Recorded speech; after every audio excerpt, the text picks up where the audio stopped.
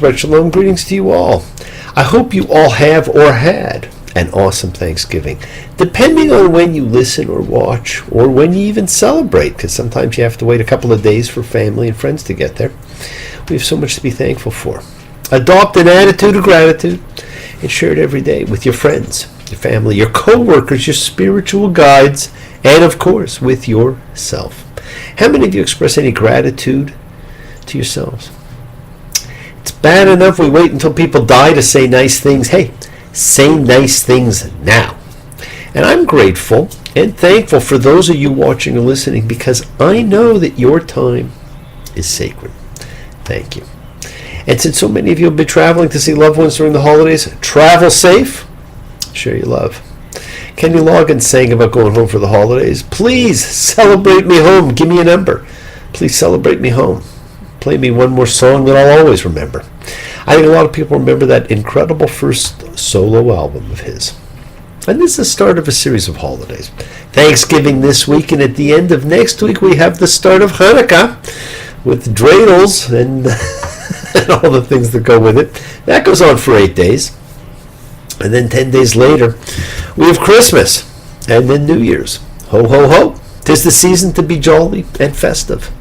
And it certainly seems odd to have Hanukkah and Christmas as separated as they are this year. This is, of course, a leap year. And so we have an extra month tacked on to the last month of the year. So we have an Adar 1 and an Adar 2. Now that alone tells you when we really see the start of the year.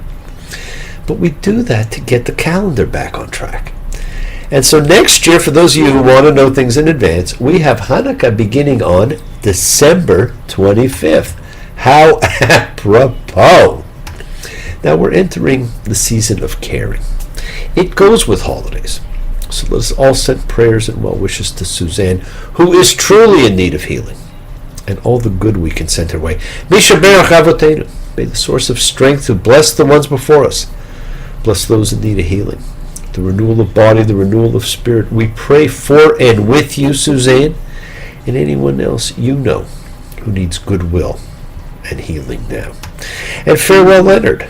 You were a good friend, and I know you've gone to a better place, and your spirit will rest with God's. And it was nice to hear from Hillary. She's coming home next week, and it's never late, never too late to come home. Now, I'm sure many of you remember way back in 1976 that great film, The Network, when Peter Finch told everyone to run to the windows and shout, "I'm mad as hell and I'm not going to take this anymore." And boy, the things he talked about in that speech are sure happening today. Well, we may certainly feel like doing that also. And I'm not asking you to shout out the window or do that, but I do want y'all to pick up the phone or email or text someone you have not spoken with of late and thank them for being a part of your life, for what they do, who they are, what they represent. You don't have to tell them why. You just have to express it.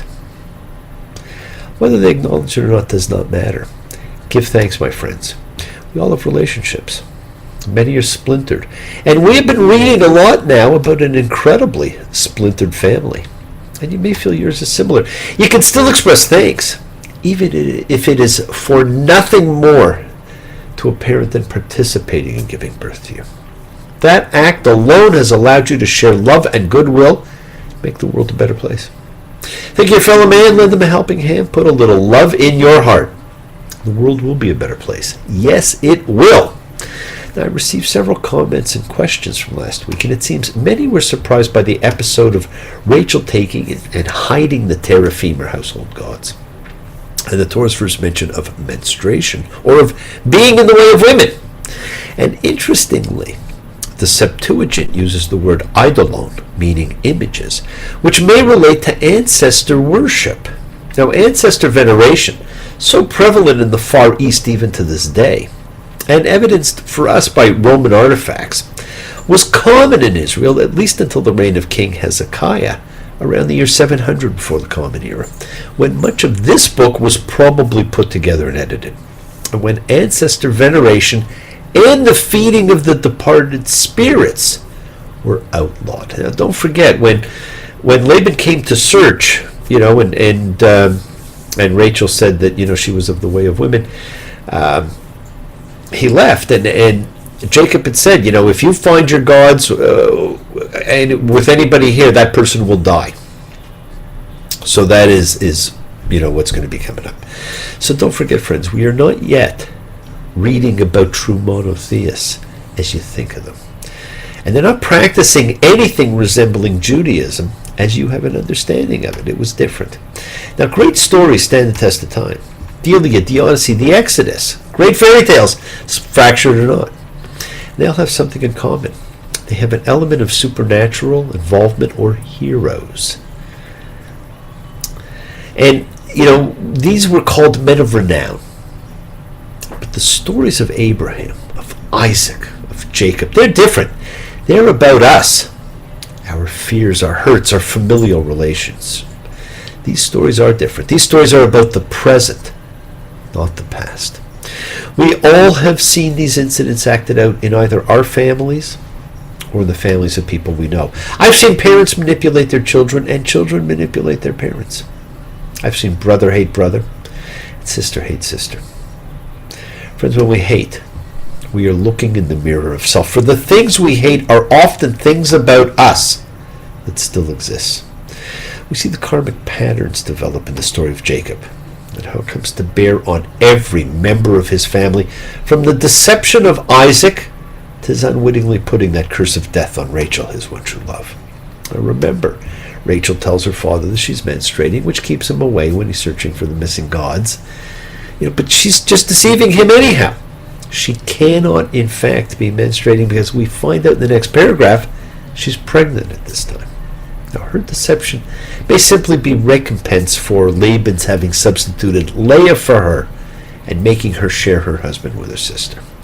But the weave of deception continue, as does the effects of fear. Watch how it winds its way insidiously through the genetic makeup of our characters, and how it plays out with Jacob's sons, whose ultimate deception is when they sell Joseph. Friends, this Parsha is about facing fear. And it's highlighted by the story of a reunion. Jacob is about to see his brother Esau again. It has been 20 years in the making. And this Parsha is about change and the choices we make. And that's highlighted as we are witness to Jacob's famous wrestling match with God, an angel, a night spirit. We don't know. The result, his name will be changed. As I said, Abraham's was, his is. Isaac's stayed the same. And the name that was given is also so telling. Yisrael, meaning he who wrestles or struggles with God. And who among us has not? See, the children of Israel is not a geographic, religious, or philosophical delineation. It is anyone and everyone who has struggled with God. We also see Jacob's final son Benjamin is born and his beloved Rachel dies in childbirth as the curse he puts on her comes to fruition. Another karmic warning. Be careful what you ask for. Friends, this is Vayeshlach, and he sent. Now Jacob's on his way home and he's extremely wealthy. And he sent some of his men as messengers to Esau with gifts. And they're to say that Jacob has been with Laban all these years, but that he learned nothing from him.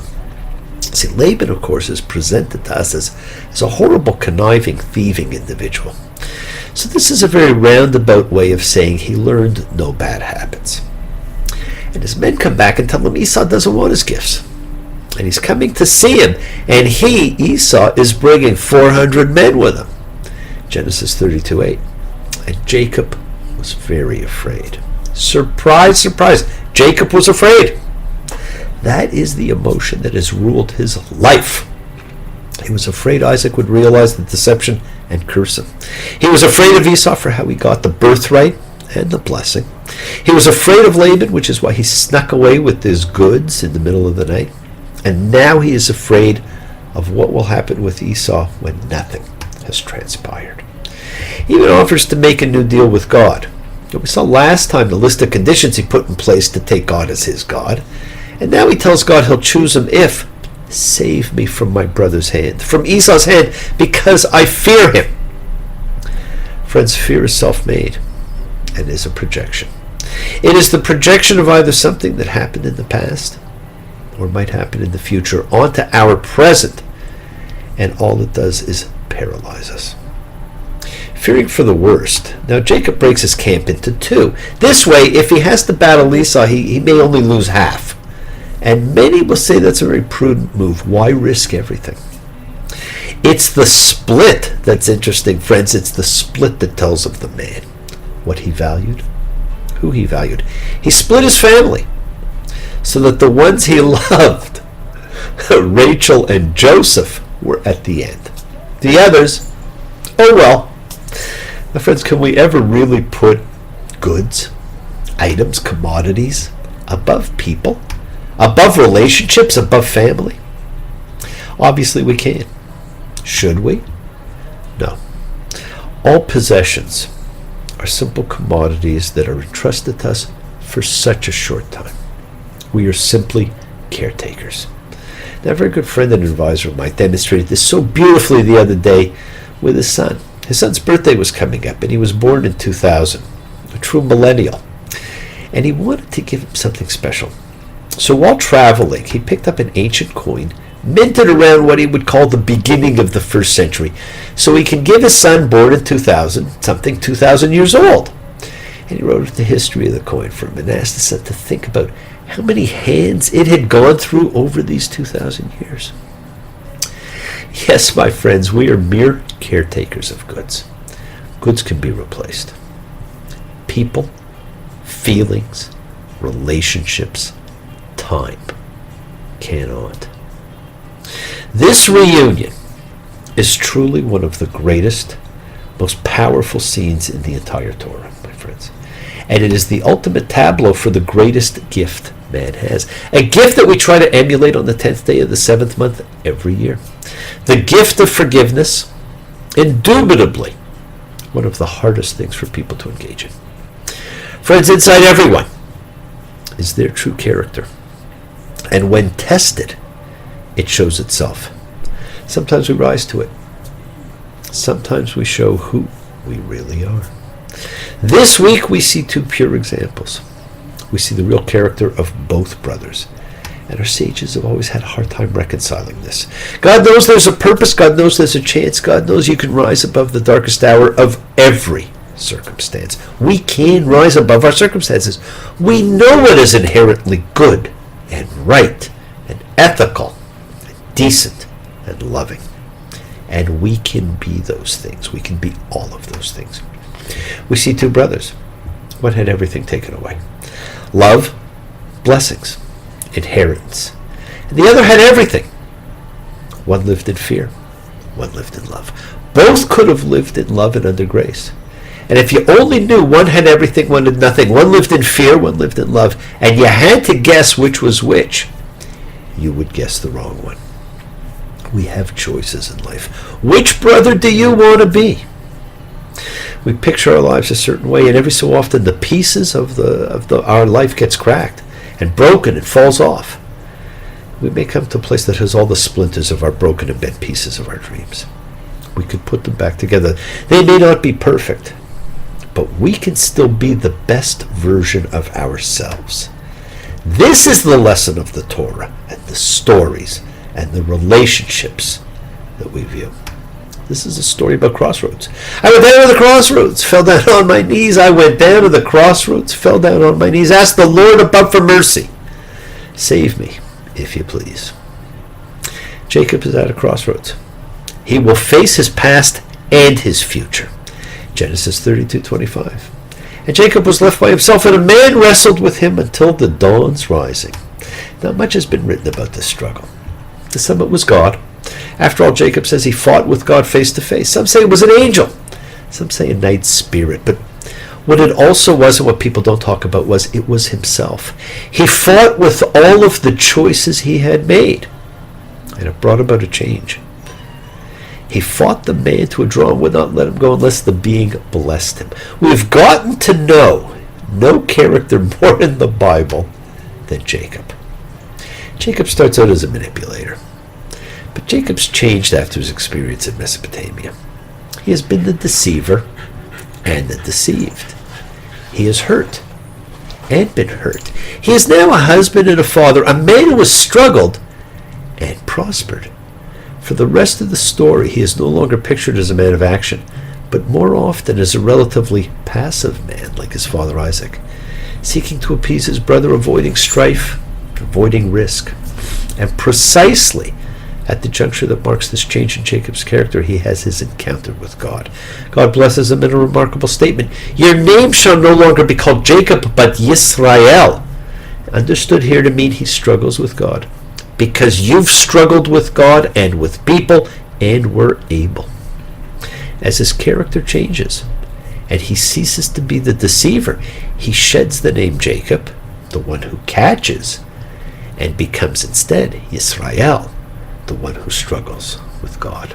Now what you will notice, my friends, is that while after Abraham and Sarah's name change, they were only called by their new names. But you will see Jacob and Israel both used for Jacob. And notice whether as Jacob, he is falling prey to old belief patterns, and as Israel, the more evolved self. Well, the big meeting takes place after 20 years. Genesis 33:4. And Esau ran to him and embraced him and fell on his neck and kissed him, and they wept. We have been told how horrid Esau was, except for this one moment of his life. We only can read the opposite. There was nothing anywhere about the evil, vengeance-filled, hateful Esau. There's even a midrash which says everything Esau did was motivated by hatred except the reunion with Jacob. But instead, we see a man who loved his brother and exercised the forgiveness mechanism to be at peace, at love, and at one, with himself and with everyone and everything all around him. Now Jacob, slower to travel because of his huge retinue, urges Esau to return to his land and he will meet him there. Esau offers to have some of his men travel with Jacob to help guide him, but Jacob tells him no. He doesn't want to slow anyone down. But it is really because Jacob had no intention of meeting up with his brother ever again. Genesis 33:16. And Esau went back on his way to Seir that day, and Jacob traveled to Sukkot. Notice, my friends, it is Jacob, not Israel, who headed off in the opposite direction. Look for these clues.